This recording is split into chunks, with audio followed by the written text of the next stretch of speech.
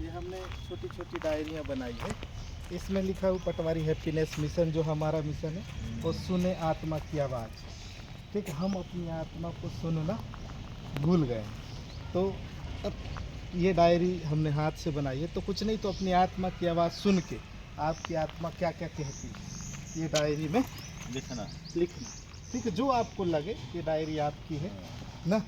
ठीक है, ये इसमें सुने आत्मा की आवाज़, इसको क्या है उसको लिख के हाँ गोदागादी करना है कि आपको किस काम के लिए आपकी आत्मा क्या कहती है। ठीक, और एक ये सर आप भी चलिए बहुत बहुत शुभकामनाएं। तो